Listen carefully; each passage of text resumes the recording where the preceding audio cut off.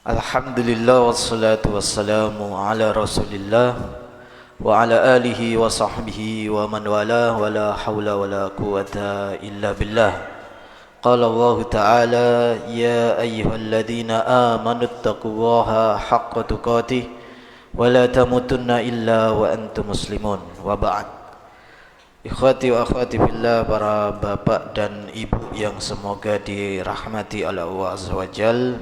Alhamdulillah, puji syukur kita haturkan kehadirat Allah Subhanahu wa taala pada malam yang berbahagia ini. Kita dikumpulkan kembali, diperjumpakan kembali oleh Allah Subhanahu wa taala dalam keadaan sehat walafiat, dalam keadaan Allah Subhanahu wa taala masih memberikan semangat untuk kita untuk senantiasa bertafaqquh fiddin, menuntut ilmu agama Allah Subhanahu wa taala. Semoga jeripayah langkah kaki panjenengan semuanya untuk hadir di majelis ini diberikan ganjaran yang setimpal oleh Allah Subhanahu wa taala. Amin. Ma'asyiral muslimin rahimani wa rahimakumullah.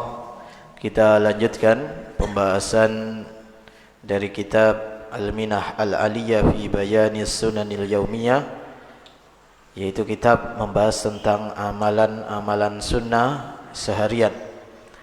Kita masih di seputar yaitu salam.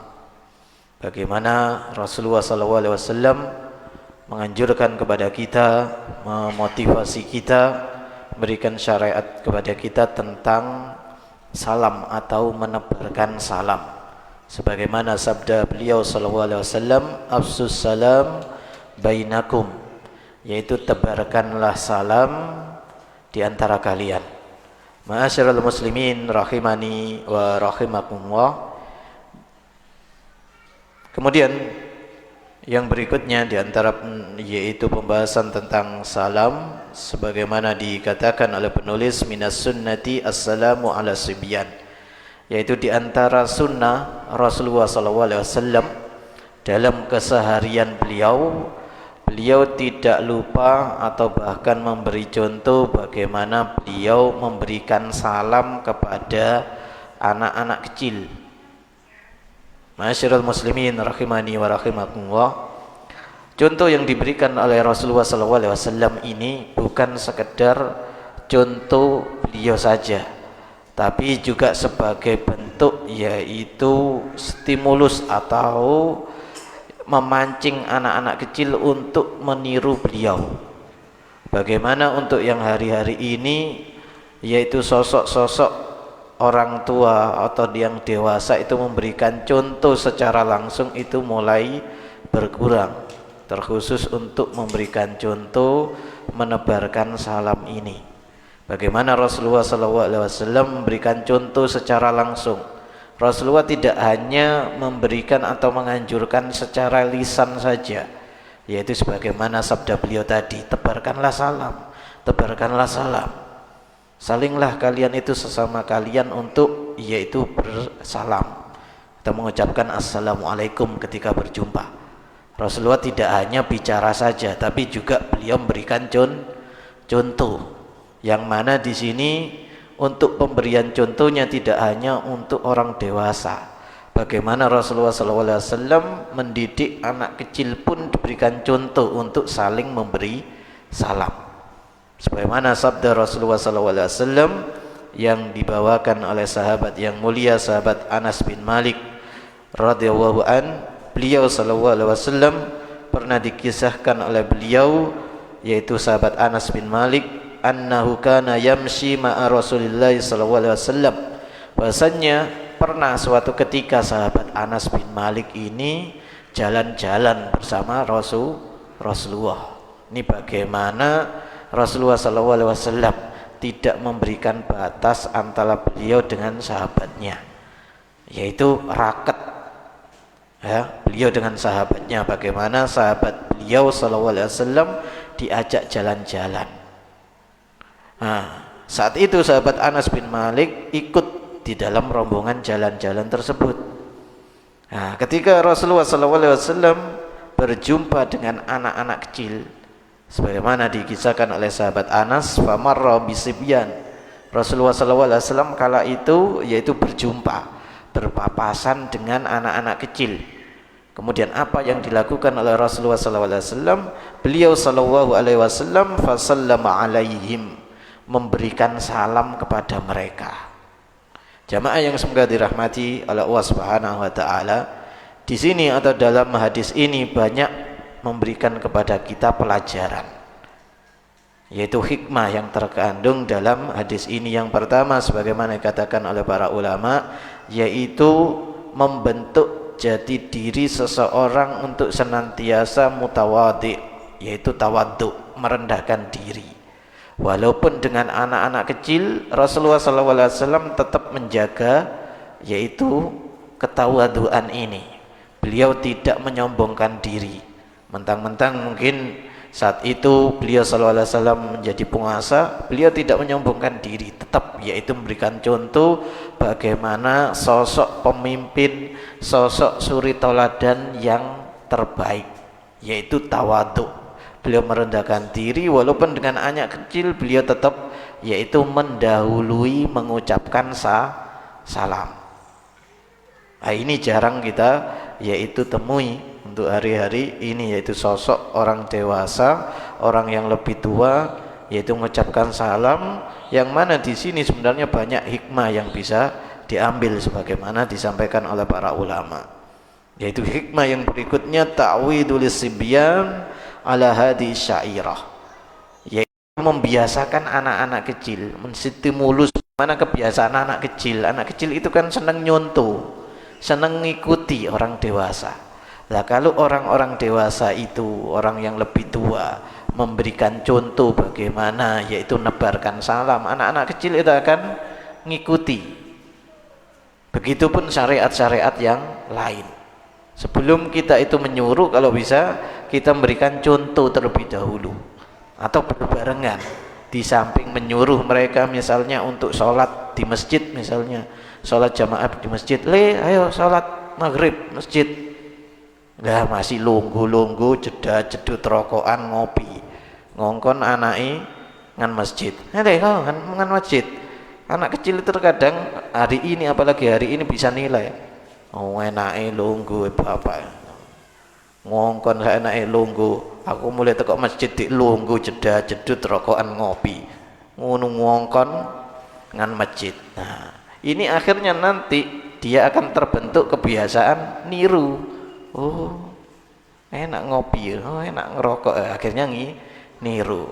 Padahal belum punya uang untuk beli rokok. Akhirnya merambat ke yang lain sampai naudzubillah sampai nyuri untuk ngerokok, padahal dia belum layak untuk seperti itu. Nah, ini intinya itu kita memberikan contoh terlebih dahulu sebelum kita menyuruh, atau berbarengan nyuruh sekaligus memberikan contoh. Sholat wis nyangkluk sajadah, wis kopian, adus bersih, sarungan, siap berangkat masjid, digandeng bareng. Nah, ini lebih utama. Jamaah yang semoga dirahmati oleh Allah Subhanahu wa taala, itu yang yaitu contoh bagaimana Rasulullah SAW menebarkan yaitu salam terkhusus kepada anak-anak kecil. Masyiral muslimin rahimani wa rahimakumullah. Kemudian yang berikutnya yaitu masih tentang salam, yaitu minas sunnati assalamu inda dukhulil baiti, yaitu diantara sunnah Rasulullah SAW yaitu mengucapkan salam. Nah, ini insya Allah makruf buat kita. Jadi umum kaum muslimin masih menjaga sunnah yang satu ini kebanyakan, yaitu ketika masuk ke dalam rumah atau hendak masuk ke dalam rumah, mereka memberikan salam kepada penghuni rumah atau keluarga mereka. Ini alhamdulillah masih banyak kaum muslimin yang menghidupkan sunnah ini. Dan hendaknya terus kita lestarikan sunnah yang satu ini, karena tidak hanya dalilnya itu dari Nabi SAW, tapi Allah Subhanahu wa taala juga menganjurkannya. Sebagaimana Subhanahu wa taala mencantumkan, yaitu ketika kalian itu hendak masuk rumah, salam terlebih dahulu, assalamualaikum, atau yang lebih baik dari itu atau lebih panjang dari itu. Sebagaimana Allah Subhanahu wa taala katakan, fa idza dakhaltum buyutan, dan jika kalian itu masuk kepada rumah-rumah kalian, fasallimu ala anfusikum tahiyatan min indillahi mubarakatan thayyibah, maka hendaknya kalian itu fasallimu, yaitu mengucapkan salam kepada yaitu penghuni rumah-rumah tersebut, yang semoga dengan salam tersebut muncul keberkahan, mubarakatan thayyibah, kata Allah Subhanahu wa taala, yaitu muncul keberkahan, thayyibah, muncul kebaikan. Jamaah yang semoga dirahmati oleh Allah Subhanahu wa taala, kalau kita renungkan bersama bagaimana mungkin sudah kita lalui tentang penjelasan tentang salam, bagaimana hikmah atau banyak pelajaran, banyak barokah yang terkandung dalam lafaz salam itu. Bagaimana dimulai dengan assalamu, doa, berharap kepada Allah Subhanahu wa taala keselamatan. Kemudian bagaimana di dalam salam itu ada wa barakatuh, keberkahan. Nah ini kalau kita bisa renungi bersama, atau kalau kita mau merenungi bersama, bahasanya di dalam kandungan salam ini banyak keberkahan dan barokah. Bisa jadi rumah kita itu muncul keberkahan, keselamatan yang luar biasa dari Allah disebabkan karena kita terbiasa untuk mengucapkan salam ketika masuk rumah. Ini terkadang kita tidak terasa. Allah memberikan keberkahan, keselamatan disebabkan karena mungkin suatu perbuatan yang mungkin terasa kita sepele, padahal ini di sisi Allah Subhanahu wa taala itu berat pahalanya, yaitu banyak pahalanya dan keberkahannya, yaitu tentang mengucapkan salam hanya ketika kita masuk rumah. Jangan sampai lupa. Jamaah yang semoga dirahmati oleh Allah Subhanahu wa taala, tentang salam ini sebagaimana dijelaskan oleh Allah Subhanahu wa taala tadi, yaitu hikmahnya begitu besar faedahnya. Di antara faedah yang disebutkan oleh para ulama yaitu tentang ketika kita hendak masuk rumah itu ada 3 hal, yang mana hal ini itu ketika kita mengucapkan salam ini akan ada banyak faedah yang kita dapatkan, banyak hikmah, banyak faedah, banyak keberkahan yang kita dapatkan. Yang pertama sebagaimana disebutkan oleh Allah Subhanahu wa taala, disebutkan oleh para ulama, yaitu tentang kita membiasakan diri melafadzkan zikir kepada Allah Subhanahu wa taala. Bagaimana di dalam pelafatan salam di situ ada yaitu zikir assalamu. Itu yaitu salah satu di antara nama dan sifat Allah Subhanahu wa taala. Kemudian di situ ada lafaz Allah Subhanahu wa taala, assalamualaikum warahmatullahi, yaitu kita berharap kepada Allah Subhanahu wa taala agar kita dikasih sayangi oleh Allah Subhanahu wa taala. Kata warahmatullahi, ini keberkahan yang luar biasa yang Allah Subhanahu wa taala berikan kepada kita. Kemudian sebagaimana disebutkan oleh Nabi sallallahu alaihi wasallam, orang yang ketika masuk ke dalam rumah kemudian dia mengucapkan salam, kemudian di dalam salam itu ada kandungan lafaz Allah Subhanahu wa taala, terkhusus pada lafaz warahmatullahi. Semoga Allah Subhanahu wa taala memberikan rahmat kasih sayang kepada kita. Di sini Rasulullah sallallahu alaihi wasallam menuturkan kepada kita bahasanya beliau sallallahu alaihi wasallam pernah bersabda, idza dakhala ar-rajulu baitahu, jika ada seorang laki-laki atau seseorang yang masuk ke dalam rumahnya, kemudian fadzakarallaha inda dukhulihi, kemudian dia ketika masuk rumahnya dia menyebut nama Allah Subhanahu wa taala atau mengucapkan salam, kemudian wa inda ta'amihi, dan dia ketika makan pun juga mengucapkan atau masih ingat menyebut nama Allah Subhanahu wa taala, maka seketika itu ketika dia salam ketika masuk rumah, kemudian ketika makan dia menyebut nama Allah, bismillah, maka syaitan berkata, qala syaitanu la mabita lakum, dah tidak ada tempat untuk saya, yaitu berdiam diri di rumahnya. Jadi setan itu nggak bisa berdiam diri di rumah kita disebabkan salam kita ketika kita masuk rumah. Setan tidak atau enggan berdiam diri di rumah kita gara-gara ketika kita makan membaca basmalah. Nah, ini jangan sampai lupa. Makanya banyak yaitu diantara manusia itu makannya tidak berkah gara-gara lupa baca basmalah karena ditemani oleh setan. Karena setan sendiri yang bicara seperti ini sebagaimana dikatakan oleh Nabi SAW, lama bitalakum, enggak ada tempat ini bagiku kepada kalian. Kemudian wala asya'a, enggak ada tempat bagiku di sisimu ketika kamu makan. Jadi ketika manusia makan, ketika dia baca basmalah, setan itu lari, enggak ada tempat di sisi lingkungan dia makan. Kemudian wa idza dakhalat, ini sebaliknya.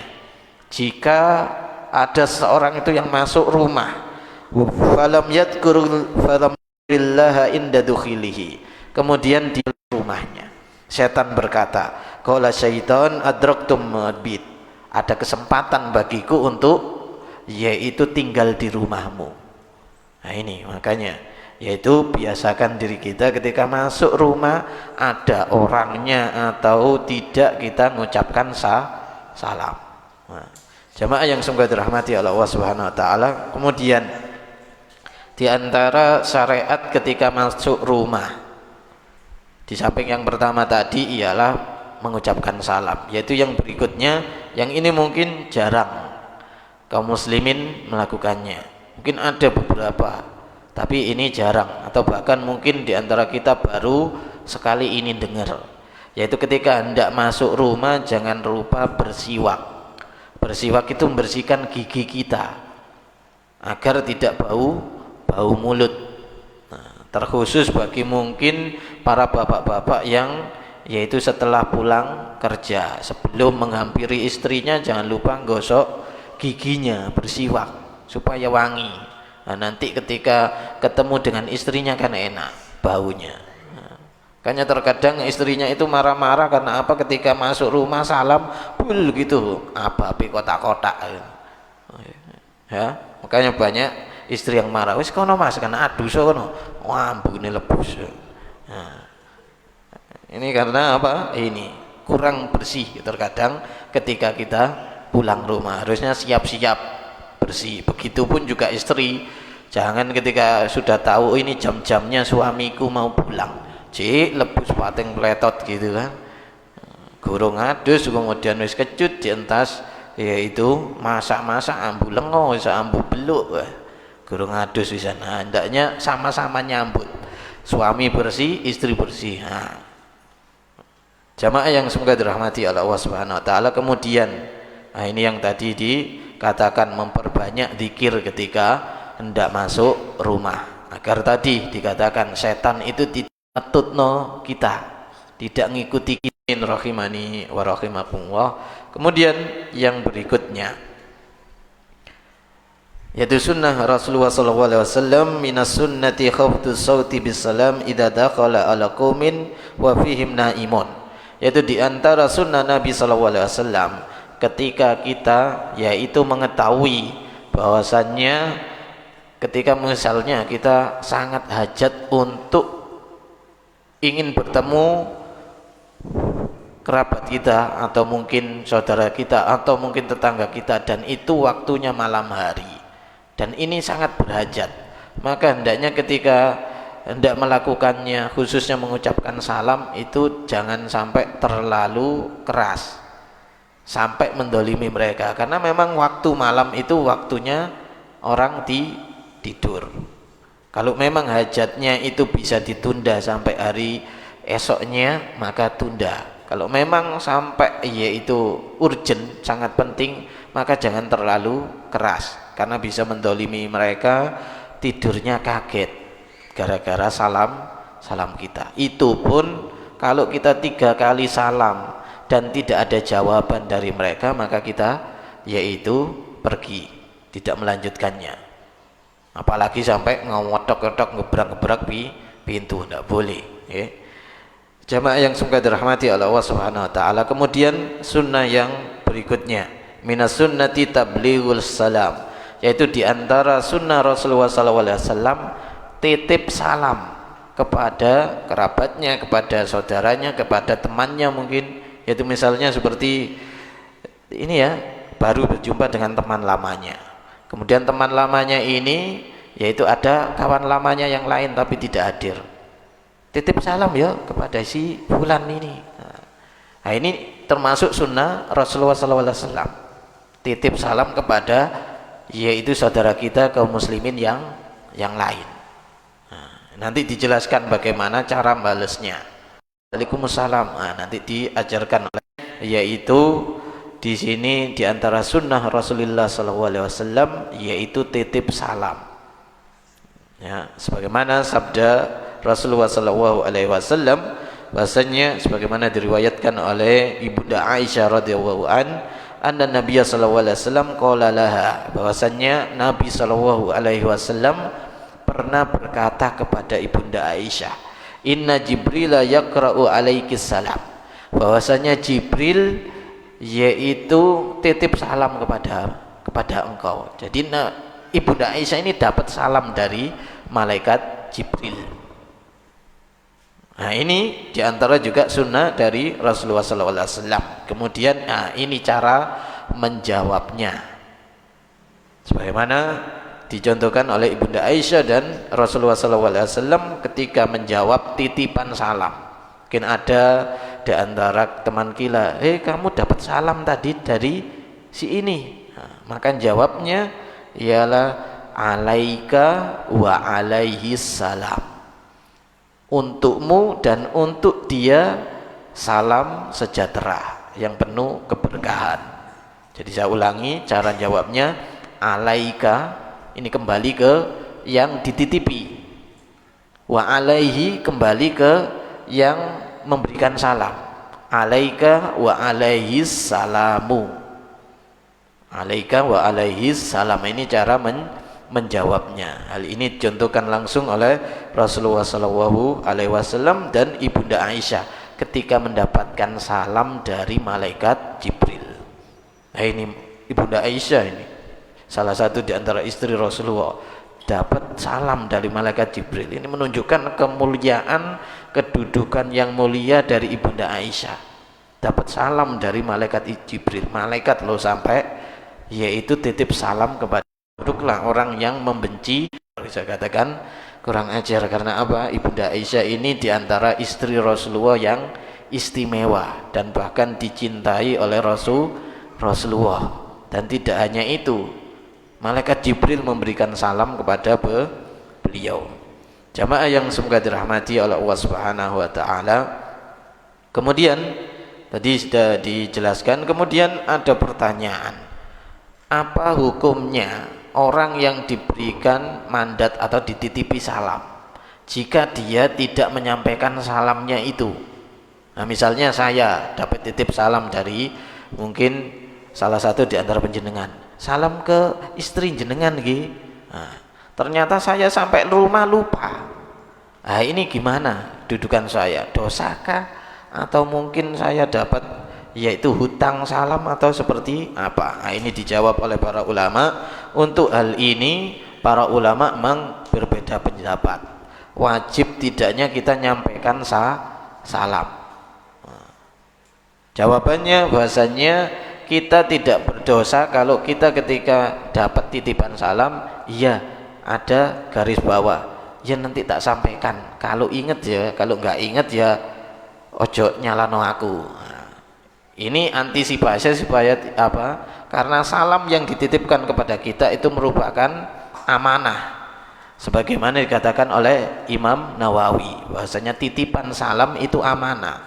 Nah, supaya kita tidak berdosa ketika dapat titipan salam, iya, moga-moga aku ingat ya. Kalau nggak ingat ya sepurani. Nah, gitu. Supaya tidak berdosa ketika mendapatkan titipan salam. Ini sering kita, ini banyak kaum muslimin yang mungkin lama tidak berjumpa, kemudian ada salah satu kawannya titip salam dengan kawannya yang lain. Nah, agar tidak berdosa karena ini merupakan amanah, maka kita berikan yaitu garis bawah tadi. Iya, moga-moga ingat, engkau tak sampai no ya ingat. Nah, ini garis bawah. Kalau nggak ingat ya udah berarti yang menggugurkan dosa kata-kata itu.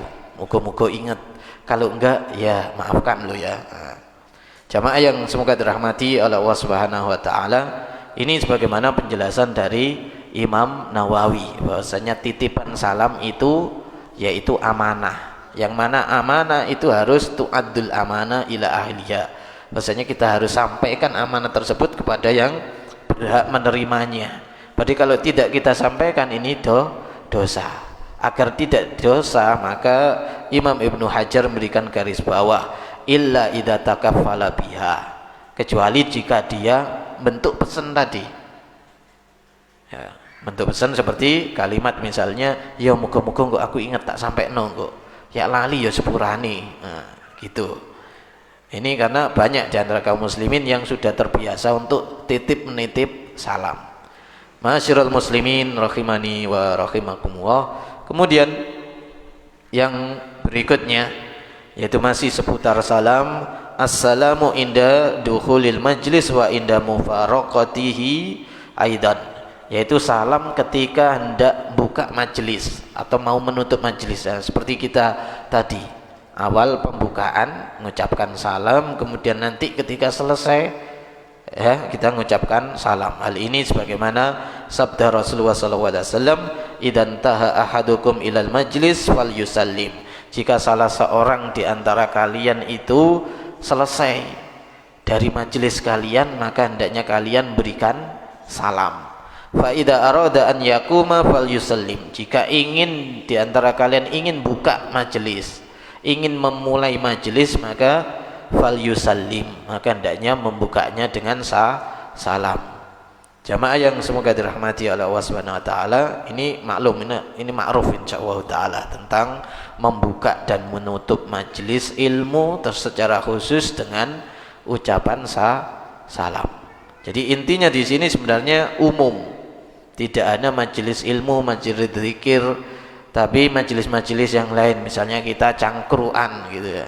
Kadang kan mungkin kita cangkruan, ngopi atau jaga ronda, tidak apa kita mengucapkan salam dulu, nanti setelah selesai ya dah kita tutup ya pertemuan ronda kita, cangkruan kita dengan salam, assalamualaikum warahmatullahi wabarakatuh. Ini mungkin jarang ya, wadah koyo resmi ya, jogo pos kampling hari salam. Dan apa kita ngelestarikan, hidupkan sunnah Nabi SAW, karena jaga pos kampling itu juga bermajelis loh itu. Kan ada beberapa orang di situ ya, cangkruk ya, ngobrol, itu juga bermajelis. Alangkah indahnya kalau itu ada salam, karena dari majelis itu akan muncul keberkahan dari Allah Subhanahu wa taala, walaupun hanya sekedar cangkruan, jogo ronda ya. Ma'asyiral muslimin rahimani wa rahimakumullah. Kemudian yang berikutnya ialah yusannu al-musafahatu ma'as salami indal liqa, yaitu disunnahkan ketika saling bertemu, di samping mengucapkan salam yaitu dengan bersalaman, jabat tangan. Di samping kita mengucapkan salam sesama yaitu muslim, assalamualaikum, disertai juga dengan berjabat tangan. Al-musafahah atau berjabat tangan ini diantara sunnah Nabi SAW. Ini mungkin yang terkadang banyak ditinggalkan, tapi masih banyak di antara kaum muslimin yang melakukannya, dan ini masih umum sih sebenarnya. Terkhusus kemarin ya, ketika hari raya, saling berjabat tangan, saling bermaaf-maafan, saling yaitu berjumpa dengan yaitu salam. Nah, tentunya ada jabat tangan di situ karena sudah lama tidak bertemu. Nah, di sini ada satu hadis dari Rasulullah SAW yang menunjukkan akan hal itu, bahasanya Rasulullah SAW ketika bertemu dengan para sahabatnya itu beliau yaitu berjabat tangan seraya mengucapkan salam, sebagaimana hadis yang dibawakan oleh Qatadah radhiyallahu an, qala qultu li Anas, bahasanya Qatadah pernah bertanya kepada sahabat Anas, akanatil musafahatu fi ashabin Nabi sallallahu alaihi wasallam, apakah dahulu yaitu sahabat-sahabat Nabi sallallahu alaihi wasallam dengan Nabi itu saling berjabat tangan? Sahabat Anas menjawab, qala na'am, iya benar. Nabi dahulu ketika berjumpa dengan sahabat-sahabatnya itu di samping mengucapkan salam mereka juga saling berjabat tangan. Ma'asyiral muslimin rahimani wa rahimakumullah. Kemudian juga tidak lupa, nah ini yang satu ini, nah, tidak hanya ketika hari raya tapi setiap kita bertemu dengan saudara kita jangan lupa kita melakukan yang satu ini, karena ini penghias yaitu pertemuan sesama kaum muslimin, yaitu yusannu at-tabassum wa talaqatul wajhi indal liqa, yaitu ketika saling bertemu itu jangan lupa yaitu hiasi wajah kita dengan senyuman, jangan merengut. Nah, jadi hiasi dengan senyuman walaupun kita mungkin dilanda apapun itu cobaan tadi tetap yaitu senyuman itu muncul, jangan merengut atau memperlihatkan cobaan itu. Nah, jadi sebisa mungkin kita ketika bertemu dengan saudara kita yaitu pasang muka gembira, makan pasang muka yaitu senyuman, karena itu akan mengandung keberkahan sebagaimana yaitu sabda Rasulullah SAW. Tidak hanya keberkahan, itu nilainya sedekah, itu sedekah yang paling gampang. Kita melemparkan senyuman ketika bertemu dengan saudara kita, itu sedekah yang paling murah, tidak mengeluarkan harta, tidak mengeluarkan materi, hanya senyum tok gitu kepada saudara kita ketika kita bertemu. Itu loh nilainya sedekah. Sebagaimana sabda Rasulullah SAW, tabassumuka fi wajhi akhika laka shadaqah. Senyum kalian terhadap saudara kalian yang lain itu loh bernilai sedekah. Nah, ini sabda Rasulullah SAW. Jangan yaitu pelit senyuman ketika bertemu dengan saudara kita. Tapi ya jangan senyum-senyum di jalan, nggak ada yang ditemui senyum di jalan. Dikira entek obate. Nggak ada yang ditemui, heran. Sing delok teko doan iku lho guyang guyu. Entek paling obate. Nah, jangan dilihat kalau papasan dengan orang senyum ya apa, tapi nggak ada yang dipapasi senyum. Yang lihat itu loh sakno gitu. Jamaah yang semoga diri rahmati Allah Subhanahu wa taala.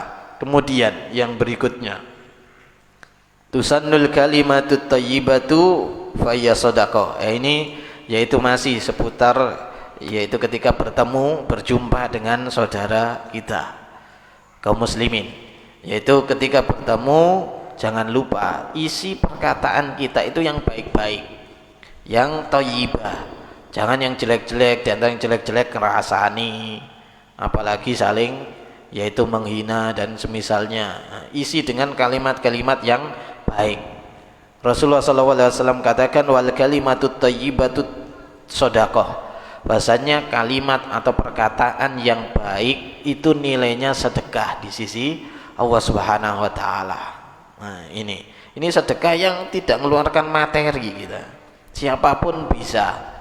Cuma bagaimana dia mengusahakan untuk melakukannya, yang ini yang mungkin terkadang sulit bagi sebagian orang. Ini sebenarnya murah, sedekah yang paling murah ini. Senyum, berkata yang baik, ketemu saudaranya dengan muka yang gembira, ceria.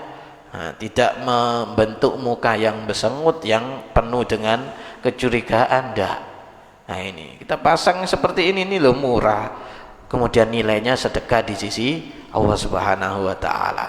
Jamaah yang semoga dirahmati oleh Allah Subhanahu wa taala, bahkan kalau kita di sini yaitu diberikan oleh Rasulullah SAW wanti-wanti ketika berjumpa dengan saudaranya, kemudian mukanya itu muka masam.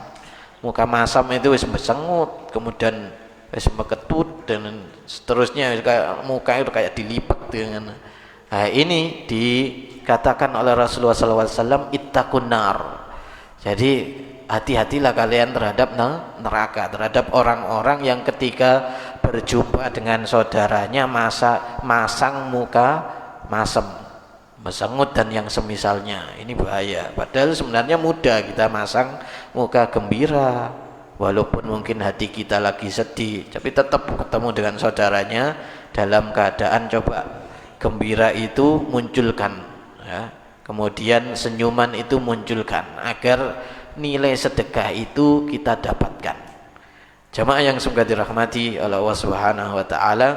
Nah, di sini Rasulullah SAW tadi katakan ittaqun nar.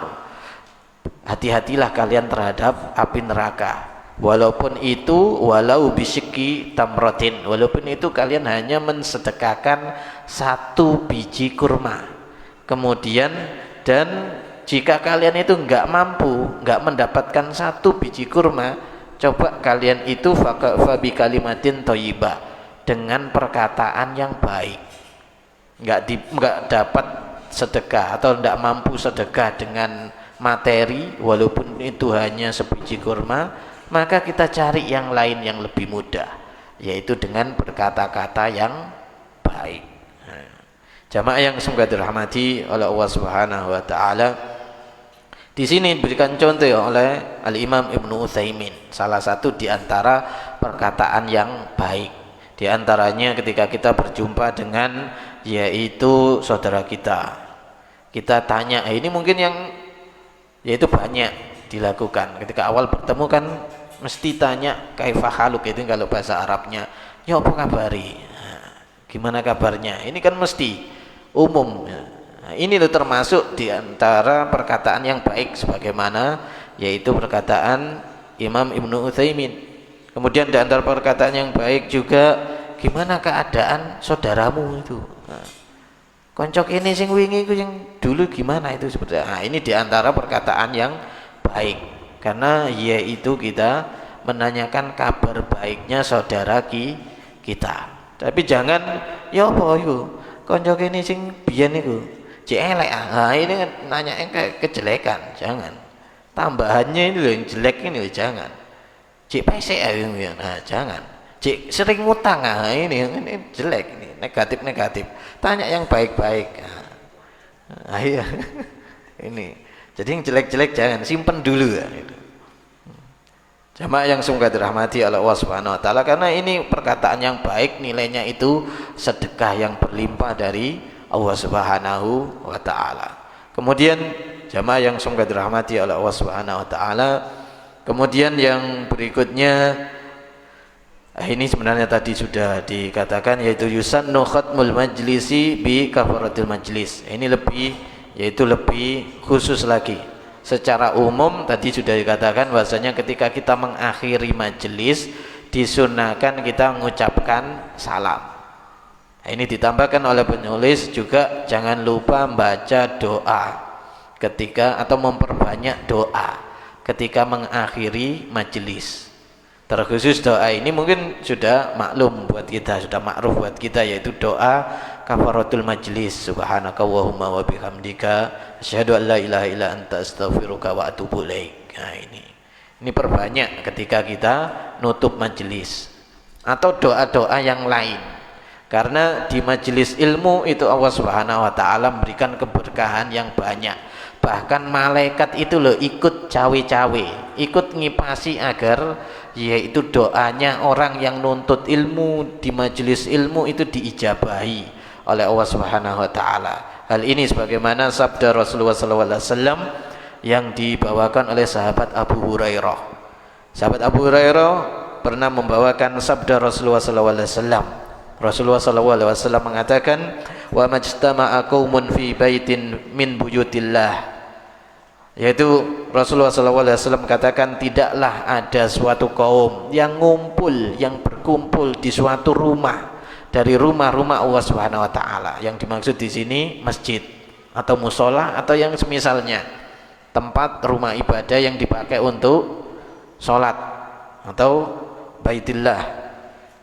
Yatluna kitaballah, dia di situ ngumpul-ngumpul bukan untuk main gaplek remi, hendak, tapi yatluna kitaballah, yaitu membaca kitab Allah, mempelajari kitab Allah Subhanahu wa taala, Al-Qur'an. Wa yatadarasunahu bainahum, mempelajari Al-Qur'an. Maka Rasulullah SAW katakan, illa nazalat alaihimus sakinah, maka ketika mereka melakukan hal itu, deres Al-Qur'an, mempelajari Al-Qur'an, kemudian membaca tafsirnya, mengkaji Al-Qur'an atau mengkaji agama Islam secara umum, Maka Rasulullah SAW katakan illa nazalat alaihimus sakinah, maka Allah Subhanahu wa taala akan nurunkan ketenangan kepada mereka. Makanya kalau kita gelisah, kalau kita banyak yaitu kesusahan, banyak masalah, hadir di majelis ilmu. Karena Rasulullah katakan illa nazalat alaihimus sakinah, ketenangan itu akan dimunculkan, akan diturunkan oleh Allah Subhanahu wa taala bagi orang-orang yang nuntut ilmu, yang ikut majelis taklim. Kemudian Rasulullah katakan wa ghasyiyat umur rahmah, rahmat Allah Subhanahu wa taala akan menaunginya. Jadi Allah akan menaungi dengan rahmatnya, kasih sayangnya, kecintaan Allah Subhanahu wa taala akan dinaungkan kepada orang-orang yang hadir di majelis ilmu. Kemudian Rasulullah katakan wa hafatsumul malaikah, para malaikat akan mengelilingi orang-orang yang nuntut ilmu. Dikatakan dalam hadis yang lain, para malaikat itu juga ikut mendoakannya, ikut doakan, atau dalam hadis yang lain ikut mengamini doa orang yang nuntut ilmu. Karena itulah Rasulullah SAW katakan di antara waktu atau tempat yang mustajab ketika seorang ingin berdoa itu ketika hadir di majelis ilmu.